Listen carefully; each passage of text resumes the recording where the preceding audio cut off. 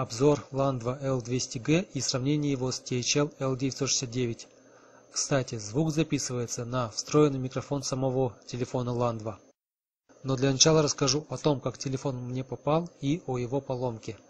Телефон мне попал почти на халяву. Так иногда бывает. Заходишь на иностранный, англоязычный сайт в поисках решения проблемы одного телефона, а в итоге получаешь новый от совсем постороннего магазина. Что это за иностранный сайт? Рекламировать не буду, так же как и рассказывать о своей проблеме. Но решая свою проблему по поводу одного телефона, поучаствовал в совместной акции с магазином Gearbest и почти на халяву получил новенький смартфон с поддержкой 4G.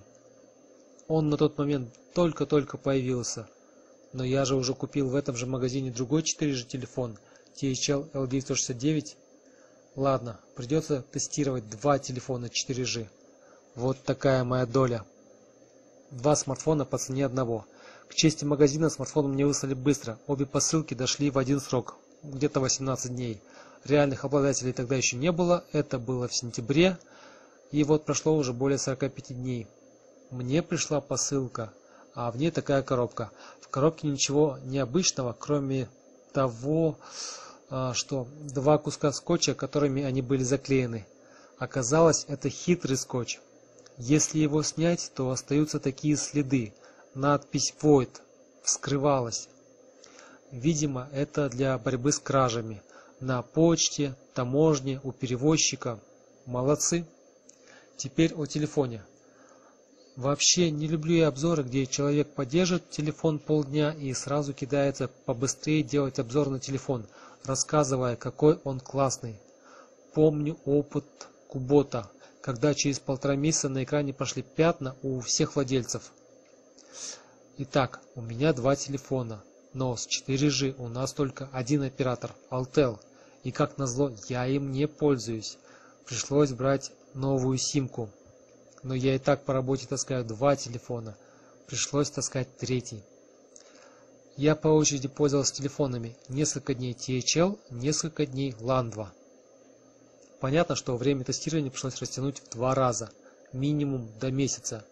За это время другие обзорщики уже и телефоны получили, и обзоры сделали. Где, так расхвалили оба аппарата. У меня же так не получилось. Попользовался я LAN2 пару дней, зарядил и убрал. Через несколько дней включаю, а там сюрприз. Полосы горизонтальные по всему экрану. Вот такие вот тройные полосы. О как! В чем дело? Я его не ронял, не стучал. Что случилось? Непонятно. В «Игре престолов» говорят, что когда Таргариены рождаются, боги подбрасывают монету, и весь мир ждет, какой стороной она ляжет, безумной или великой. Так и китайские телефоны могут быть или рабочими, или глючными. В этот раз семеро китайских рабочих собрали проблемный телефон. Счет 1-1. Ничья. С другой стороны, сейчас пользователей этого телефона стало больше. Вроде никто, кроме меня, с такой проблемой не сталкивался. Может, я опять счастливчик? Да, посмотрите на его внешний вид. Ничего не напоминает? Правда. Это уменьшенная копия телефона OnePlus One. Только этот 5 дюймов и кнопки у него с одной стороны. Вот мне попался такой. Да, и поломка случилась не сразу. А если бы я сразу делал обзор? Впрочем, не все так плохо. На прошлой неделе представитель магазина связалась со мной, спросив, получил ли я телефон. Я рассказал о поломке. Она согласилась, что я могу отправить им назад, а она вышлет новый. Вот как. Я с таким не сталкивался, но я как реально глупый человек, прежде чем связаться с магазином, уже успел полностью разобрать телефон и нарушить пломбу. Вот теперь не знаю, заменят ли они, увидев это. Вроде не против. Не допускайте моей ошибки, не разбирайте телефон, не согласовав это с магазином. Вообще, если заменят, это большой плюс магазину. Но хватит о моей истории, давайте о телефоне. Тем более он и правда неплох, и даже местами понравился.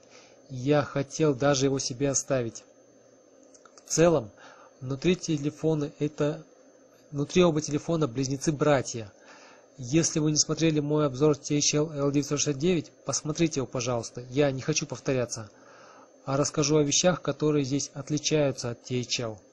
Итак, первое, здесь отличается экран. Нет, он тоже IPS, тоже 5 дюймов, но здесь разрешение выше, 960 на 540. Немного, но все же. Но главное здесь тач на 5 касаний, и они реально работают. Это часто удобнее, чем тач на 2 касания. Тач здесь работает отлично. В сравнении с THL намного удобнее работать в картах, приближая и отдаляя объекты. Ну и в некоторых играх, возможно, нужно, даже необходимо. С другой стороны, он имеет меньшую батарею. Заявлено 2000 мАч. И похоже, что это правда. Я и на практике использовал и замерял, сколько Charge Doctor показывает. Похоже, здесь честные 2000 мА или около того.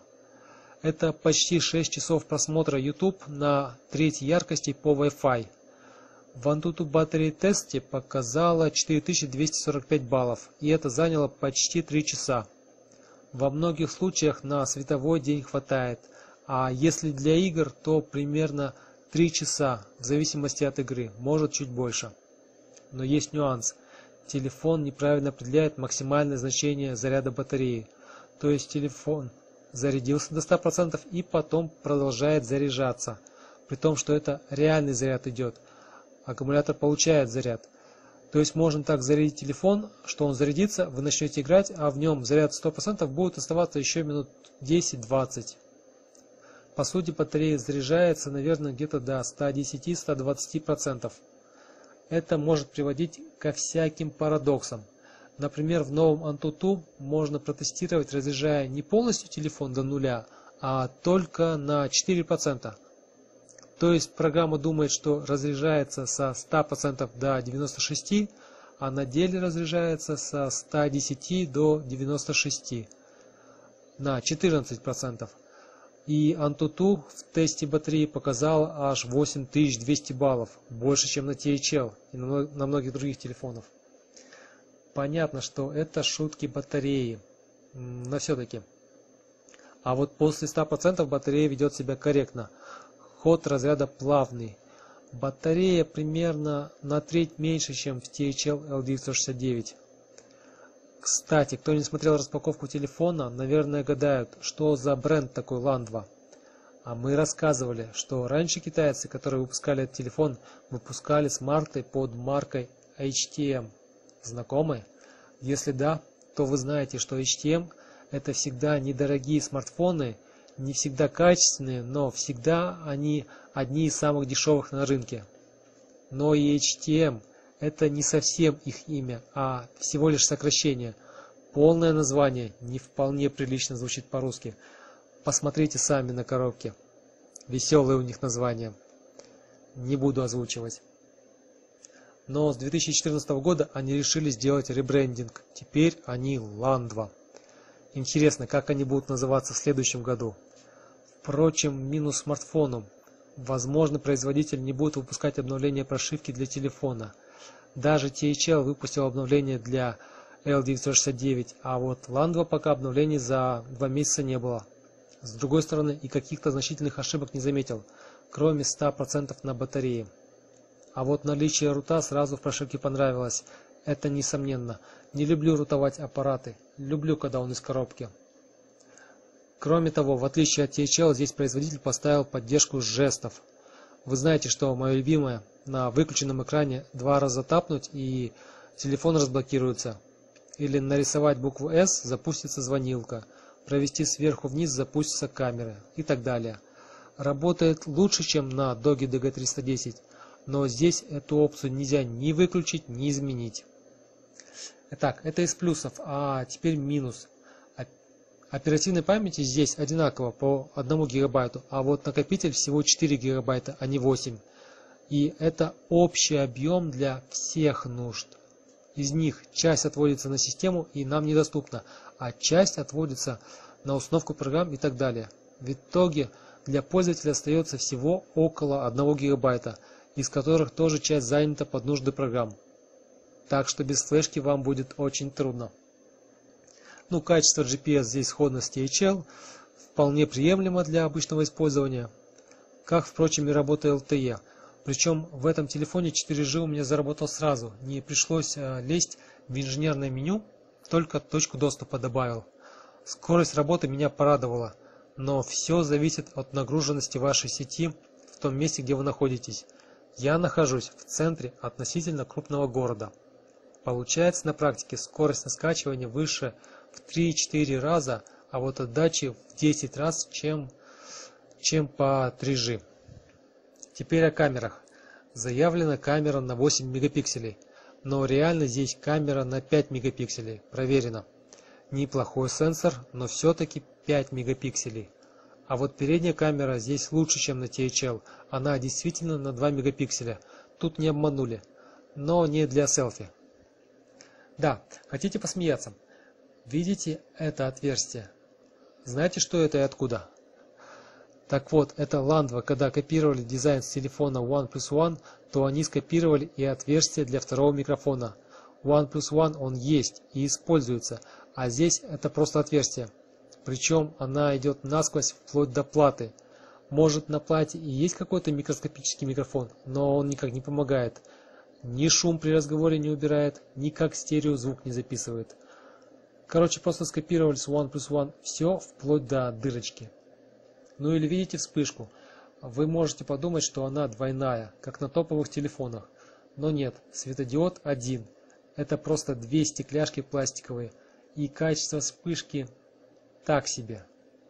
Кстати, я же говорил, что разбирал смартфон.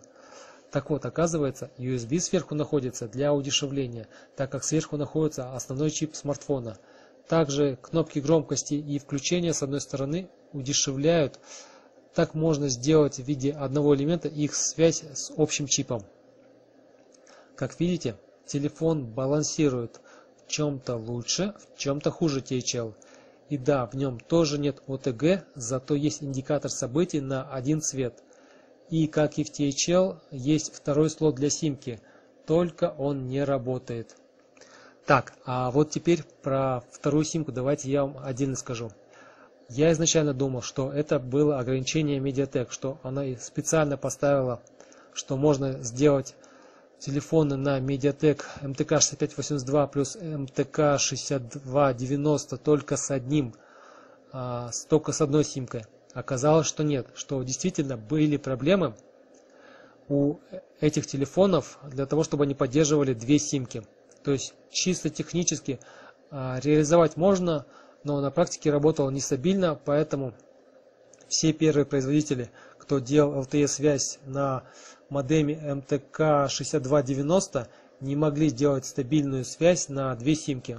Поэтому все первые телефоны вышли с одной симкой. То есть разъем есть, внутри даже можно вставить сим-карту, но в телефоне нигде нет включения и работы со второй сим-картой. Оказалось, что проблему постепенно решили.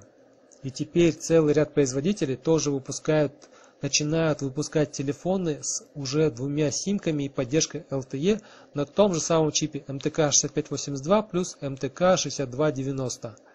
И даже Landva тоже выпустил новый телефон, только называется он уже не Landva L200G, а Landva L200S. Его отличают, во-первых, что в нем есть уже две симки, во-вторых, в нем, если память не изменяет, уже HD разрешение экрана, то есть не 960 на 540 точек, а 720 точек разрешения. Это замечательно. То есть, но и стоить он будет дороже. Его ориентировочная стоимость будет порядка $160. За эту цену будут и другие аппараты. Немножко обидно, что скорее всего производитель не выпустит обновление и не обновит нам прошивку и не сделает нам подарок. А так хотелось, чтобы пришла волшебная прошивка и включилась вторая симка. Будем ждать, может все-таки ближе к Новому году китайский Дед Мороз нам что-то подарит. Так, ну и сам телефон мне во многом понравился. За цену чуть более $100 он великолепен, учитывая, что в нем есть 4G. Будем отправлять назад. Если Gearbest мне заменит один бесплатный телефон на второй, это будет просто отлично и неожиданно. Обещаю рассказать, чем закончится эта история. Проверка без заднего микрофона, с задним микрофоном. Осень. Обсыпается весь наш бедный сад, листья пожелтелые по ветру летят, лишь вдали красуются, там, на дне долин, кисти ярко-красные вянущих рябин. Весело и горестно сердцу моему, молча твои рученьки грею я и жму, в очи тебе глядячи, молча слезы лью, не умею высказать, как тебя люблю.